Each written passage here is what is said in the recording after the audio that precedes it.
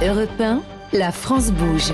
Elle a osé. Ah oui, vous avez osé, Sophie, passionnée de tricot depuis toujours. Depuis toujours. Vous aussi, vous tricotiez avec votre maman, votre avec grand-mère? ma grand-mère. J'ai appris avec ma grand-mère dès l'âge de 7 ans et j'ai jamais arrêté. Alors si, honnêtement, une petite pause à l'adolescence où je pense que je préférais sortir avec mes copains plutôt que de tricoter. Mais c'est revenu très vite à moi et jeune adulte, j'avais toujours un tricot avec moi. Et j'en ai fait une aventure entrepreneuriale. Mais oui, vous avez commencé à travailler très jeune. Sophie, la débrouillarde, la créative. Alors vous n'avez pas fait d'études, vous avez eu votre bac. Ouais. Et très rapidement, à 19 ans, vous êtes lancée à avoir des petits boulots. Exactement, je suis partie aux États-Unis en fait. J'ai travaillé, j'ai fait des petits boulots. J'ai travaillé pour une marque française dans la mode où j'ai gravi les échelons assez rapidement. Et puis finalement, après 3 ans, je me suis aperçue que bon voilà, je voulais un peu créer ma propre expérience et me lancer un petit peu dans l'entrepreneuriat.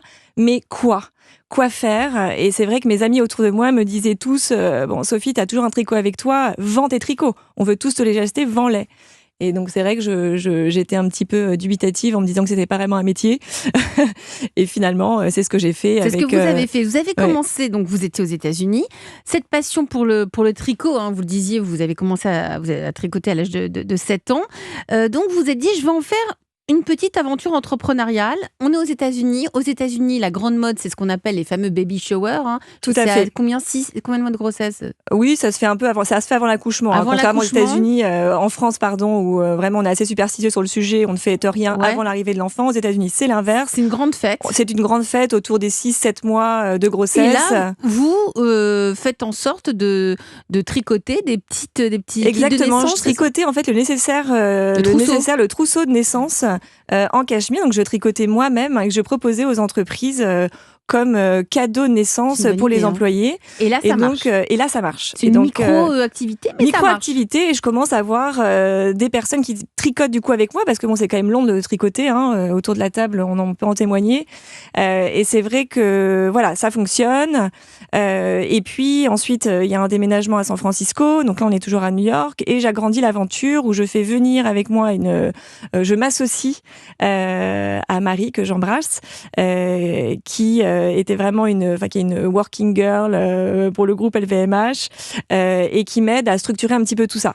Là, on monte Breaking the Wool et on agrandit un petit peu l'aventure puisque on fait des kits tricot. Donc là, on est en 2009 et on vend des kits et des produits finis et surtout, tout repose sur un des modèles que je donnais gratuitement via un blog à l'époque qui s'appelle le Trendy Chal et qui a fait un petit peu le succès.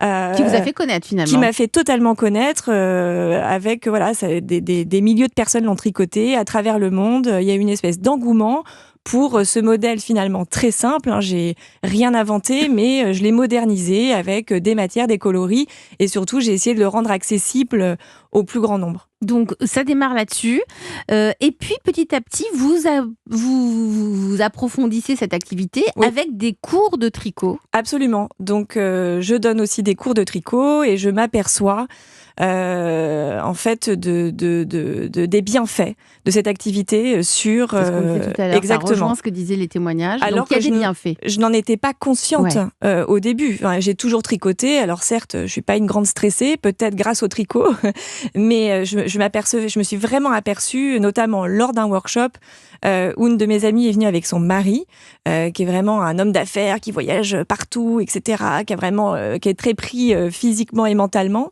Et au bout des 2 heures de cours, il est venu me voir en me disant « Attends Sophie, c'est dingue, j'ai pas touché à mon téléphone, j'ai complètement déconnecté ». Et en fait, sous cette plaisanterie, je l'ai pris vraiment au sérieux et je me suis dit « Attends, c'est dingue, il y a vraiment quelque chose ». Et j'ai commencé à faire des recherches. Et là, je me suis aperçue qu'il y avait effectivement, c'était très sérieux, il y avait eu des recherches scientifiques sur les bienfaits du tricot. Et il y a des études qui ont démontré que le tricot contribue à réduire le rythme cardiaque, à faire baisser la pression artérielle et à diminuer le taux de cortisol, l'hormone du stress. Donc c'est une pratique douce qui agit concrètement sur le corps en favorisant la détente et avec une régulation du système nerveux, mais aussi avec une clarté mentale retrouvée parce que le tricot mobilise notre attention. Donc ça c'est pour les bienfaits. Vous, si on revient à votre aventure entrepreneuriale, Sophie Timonier, on en est où aujourd'hui? Parce que là, donc tout ce que vous nous racontez, c'était ça fait déjà 10-12 ans. Absolument. Vous êtes revenu en France. Oui. Je suis revenue en France. Alors d'abord, aux États-Unis, j'ai monté ARTNIT, cette nouvelle méthode que je redéveloppe en France. Vous avez créé une méthode. Exactement.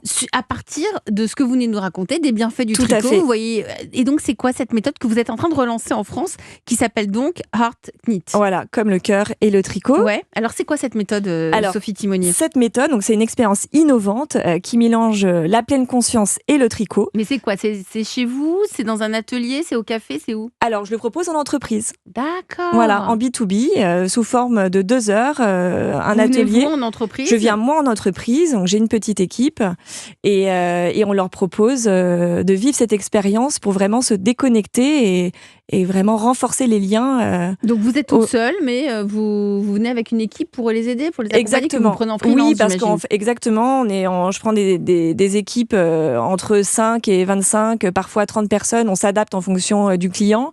Et donc effectivement, notamment au moment de l'apprentissage du tricot qui arrive en dernier dans l'expérience. Oui, parce que ça démarre par de la respiration, des mouvements. Ouais. C'est assez complet. Ça marche? C'est combien combien vous vendez ça en entreprise? Eh bien, en fait, donc l'expérience, ça comprend. Bon, d'abord évidemment, j'ai un entretien avec la personne qui gère, qui va prendre ce rendez-vous avec nous pour un petit peu voir comment fonctionne leur équipe. Ensuite, on vient entre 2h, 2h30. Chacun repart avec un petit kit tricot que je vous ai apporté ici pour pouvoir justement pratiquer au quotidien par la suite et utiliser cet outil qui réduit le stress. On envoie des petites vidéos aussi par la suite, parce qu'évidemment, je ne suis pas les gens chez eux. Donc parfois, il y a un suivi. Il y a un suivi, voilà. Alors, et c'est autour de 80 € par personne, par participant. Bah c'est bien, Fabrice Marcella. C'est ultra raisonnable, je trouve. Et la question, moi, je voulais poser... Ça veut dire que vous devriez faire plus cher, c'est ça? Ça dépend. Enfin, s'ils sont prêts à payer plus cher, il faut faire plus cher, bien sûr. Mais quel est le profil type dans les entreprises des fonctions qui vous sollicitent? Vous voyez, c'est la RH? Alors, c'est la RH, les directeurs d'équipe. Il y a parfois des pôles, surtout dans les grandes entreprises de tech, les Happiness Chief Officers. Et il y a parfois des pôles bien-être, justement, pour les équipes. Hein. Donc, non, mais c'est effectivement les RH. Les RH qui s'occupent de ça. Qui s'occupent de ça. C'est bien. C'est votre endroit. Vous avez peut-être recruté des gens? Vous restez toute seule ou... Alors, là, on est en train de... Donc, on est basé à Paris. L'idée, évidemment, c'est de le développer partout en France. On est en train de développer justement à Marseille. Donc, tu vois, Marion, je te rejoins. On a des choses à faire avec Annie Blatt. On a absolument. Et on a une de mes super coachs qui s'occupait de la côte ouest aux États-Unis qui a déménagé à Marseille et qui va s'occuper du développement là-bas. Et évidemment, on se développe partout en France. Eh bien, c'est une très très belle histoire. Vous nous donnerez des nouvelles quand vous allez faire la suite entre vous, Annie Blatt et mademoiselle Sophie. Merci, c'est déjà la fin de La France Bouge. Merci Marion Carrette, présidente de la société Annie Blatt. Grâce à vous, il y a une entreprise française qui renaît. Merci à vous.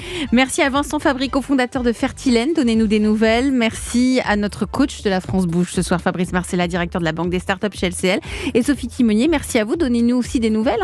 Merci beaucoup. Alias mademoiselle Sophie. Excellente soirée à toutes et à tous sur Europe 1.